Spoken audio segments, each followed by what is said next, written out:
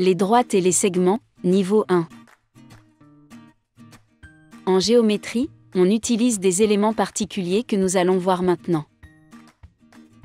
Ce ne sont pas des éléments qu'on trouve dans la vraie vie, mais des choses qu'il faut imaginer pour bien travailler avec.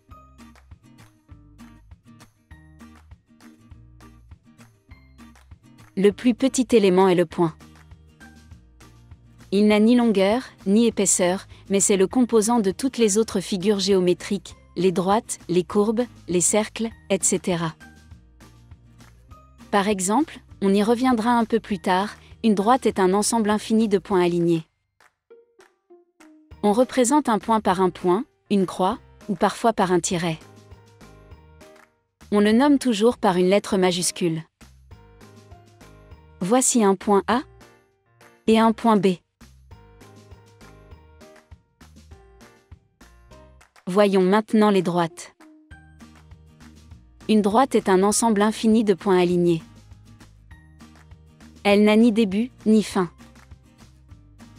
Elle se poursuit à l'infini dans les deux directions, bien au-delà de la feuille de papier, ou de la table, ou de l'école. On dessine une droite avec une règle. On la nomme toujours par une lettre minuscule entre parenthèses.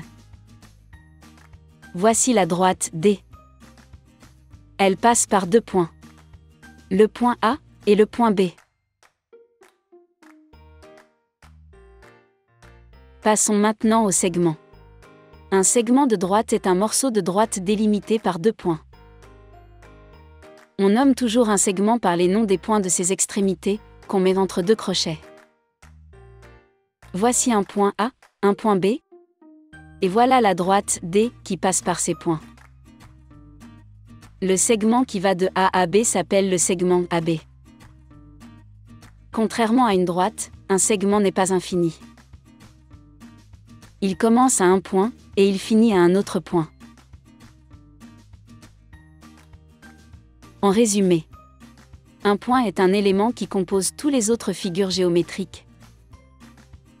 On le nomme par une lettre majuscule. Une droite est composée d'une infinité de points. Elle n'a ni début, ni fin. On la nomme par une lettre minuscule entre parenthèses. Un segment est un trait qui relie deux points. Il a un début et une fin. On le nomme par les lettres des points qu'il relie, entre crochets.